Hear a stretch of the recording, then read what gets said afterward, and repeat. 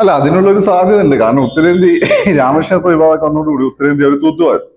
പിന്നെ കൂടുതൽ കൺസോൾട്ടേഷന് വേണ്ടിയിട്ട് UCC പിന്നെ പിന്നെ എന്താ പൊതു സിവിൽ കോഡ്, അതുപോലെ തന്നെ ഈ പറയുന്ന എന്താണ് പൗരത്വ നിയമമൊക്കെ അത് പൊടി തട്ടി എടുത്തിട്ട് യുദ്ധകാലാടിസ്ഥാനം നടപ്പിലാക്കാനുള്ള ശ്രമത്തിലാണ്. അപ്പൊ ഒരു മുസ്ലിം വിരുദ്ധ കൺസോൾട്ടേഷനും വരും.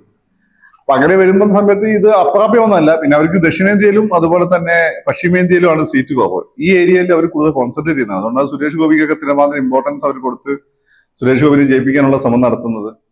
അതുപോലെ തന്നെ മറ്റു പല സംസ്ഥാനങ്ങളും അവർ അലയൻസിന് ശ്രമിക്കുന്നത്. നിരന്തരം പ്രധാനമന്ത്രി സൗത്തിനെ കോൺസെൻട്രേറ്റ് ചെയ്യുന്നത്. ഈ ഭാരത അരി ഏറ്റവും കൂടുതൽ കഴിക്കുന്നത് സൗത്തിലുള്ള ആളുകളും നോർത്ത് ഈസ്റ്റിലുള്ള ആളുകളാണ്.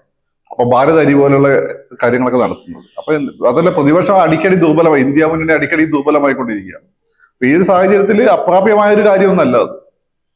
അല്ല, ജോർജ് സഭയുടെ ഒരു പിന്തുണ ഉണ്ടെങ്കിലേ നടക്കുള്ളൂ. ജോർജിന് സഭയുടെ പിന്തുണ ഉണ്ട്, സഭ പറയുന്നത് എനിക്ക് അറിയില്ല അത്. കാരണം ജോർജിന്റെ ഒരു പ്രത്യേക റിലേഷൻഷിപ്പാണ്. പ്രധാന ഒരു കാഞ്ഞിരപ്പള്ളി ബിഷപ്പായിട്ട് ജോർജ് നല്ല ബന്ധമായിരുന്നില്ല. പിന്നെ ജോർജിന്റെ എടുത്തുചാട്ടവും അങ്ങോട്ടും ഇങ്ങോട്ടുള്ള ചാഞ്ചാട്ടൊക്കെ സഭ അങ്ങനെ ഒരു നിലപാടെടുക്കുന്നതല്ല. അപ്പൊ സഭയൊക്കെ എത്രമാത്രം അത് സ്വീകാര്യമാണോ എന്ന് എനിക്കറിയില്ല.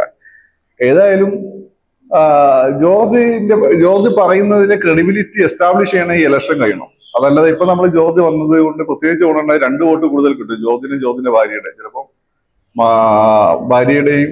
ജോർജിന്റെ ഭാര്യയുടെയും പിന്നെ ഷോണിന്റെയും 4 വോട്ട്, പാർവതിയുടെയും വോട്ട് കിട്ടും, ഷോണിന്റെ ഭാര്യയുടെ.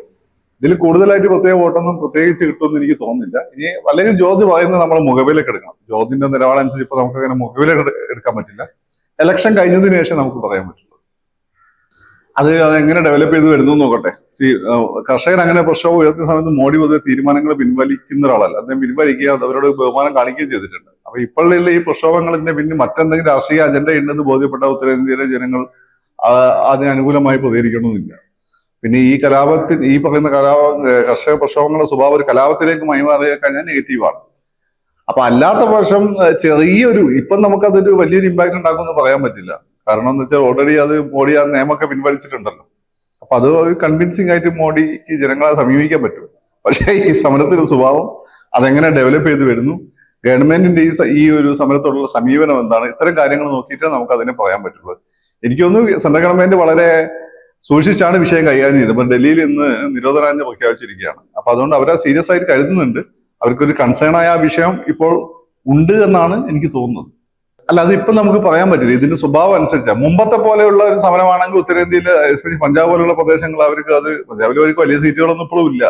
എങ്കിൽ പോലും ഹരിയാനയിലൊക്കെ ചിലപ്പോൾ തിരിച്ചറിയാൻ സാധ്യതയുണ്ട്. പക്ഷെ അത് നമ്മൾ എങ്ങനെ മോഡി ഗവൺമെന്റ് കൈകാര്യം ചെയ്തു, എന്തൊക്കെയാണ് ഇവരുടെ ഡിമാൻഡ്, ഏതൊക്കെ രീതിയിൽ സമരം പോകുന്നു എന്നതിനെ നോക്കിയിട്ട് നമുക്ക് പറയാൻ പറ്റും. ഈ പോയിന്റ് ഓഫ് ടൈമിൽ നമുക്കത് കൃത്യമായിട്ടൊരു ഒരു പ്രവചനത്തിലേക്ക് കടക്കാൻ പറ്റില്ല. ഏതായാലും സെൻട്രൽ ഗവൺമെന്റ് സീരിയസ് ആയിട്ട് ഈ സമരത്തെ കാണുന്നുണ്ടോ ശരിയാണ്. അതുകൊണ്ടാണ് ഡൽഹിയിൽ നിന്ന് നിരോധനാജ്ഞ പ്രഖ്യാപിച്ചിരിക്കുന്നത്. അത് പെട്ടെന്ന് നേട്ടൊക്കെ മതി. ഒരു അദ്ദേഹം ദാരിദ്ര്യമുള്ള സ്ഥലമാണ്. പക്ഷെ ഇതിന്റെ പ്രശ്നം എന്ന് വെച്ചാൽ കേരളത്തിൽ കിട്ടേണ്ട അരിയുടെ വിഹിതം വെട്ടിക്കുറച്ചിട്ടാണ് ഈ അരി കൊടുക്കുന്നത്. അപ്പൊ അത്തരം കാര്യങ്ങളൊക്കെ നന്നായി ക്യാമ്പയിൻ ചെയ്ത് തുറന്നു കാണിക്കാൻ LDFന് പറ്റിക്കഴിഞ്ഞാൽ അത് വലിയ ഇമ്പാക്റ്റ് ഉണ്ടാക്കില്ല. പക്ഷെ അത് തുറന്നു കാണിക്കാൻ പറ്റാതെ പോയാൽ BJPയെ സംബന്ധിച്ചിടത്തോളം അത് ഈ ഏറ്റവും കൂടുതൽ വോട്ട് ചെയ്യാൻ പോകുന്ന കോളനികളൊക്കെ താമസിക്കുന്ന പാവങ്ങളാണ്. അവർക്ക് 25,000 രൂപയ്ക്ക് അരി കിട്ടുന്ന പറഞ്ഞാൽ വലിയ കാര്യമാണ്. നമ്മളൊക്കെ തന്നെ പുറത്തുനിന്ന് അരി മേടിക്കുമ്പോൾ അതിൽ 5 കിലോ അരിക്ക് ഏതാണ്ട് 500 രൂപയുടെ അടുത്ത് വില വരുന്നുണ്ട്. അപ്പം BJPയെ സംബന്ധിച്ചിടത്തോളം അത് ഒരു ഇലക്ഷൻ ക്യാമ്പയിനായിട്ട് ഉപയോഗിക്കാം. പക്ഷെ അതിനെ തുറന്നു കാണിക്കാൻ ഇടതുപക്ഷത്തിന് പറ്റിക്കഴിഞ്ഞാൽ, അവരുടെ പ്രധാനമന്ത്രി പറ്റിക്കഴിഞ്ഞാൽ അത് സ്റ്റാൻഡ് ചെയ്യുകയും ചെയ്യില്ല. കാരണം കേരളത്തിന്റെ അരിവീതം വെട്ടിക്കുറച്ച കാര്യം എല്ലാവർക്കും അറിയാം. നമ്മൾ 1 രൂപയ്ക്ക് അരി കൊടുത്തുകൊണ്ടിരുന്നതാണ്, 10 രൂപയ്ക്ക് അരി കൊടുത്തുകൊണ്ടിരിക്കുന്ന കാർഡ് അനുസരിച്ച്. അപ്പൊ ആ അരിവീതം വെട്ടിക്കുറച്ചുകൊണ്ടാണ് ഈ രീതിയിൽ ഇലക്ഷന്റെ തൊട്ട് മുമ്പേ ഒരു അരി ഇറക്കുന്നത്. അത് തുറന്നു കാണിക്കാൻ ഈ പ്രതിപക്ഷത്തിന് കഴിഞ്ഞാൽ വിചാരിച്ച ഗുണം കിട്ടണമെന്നില്ല.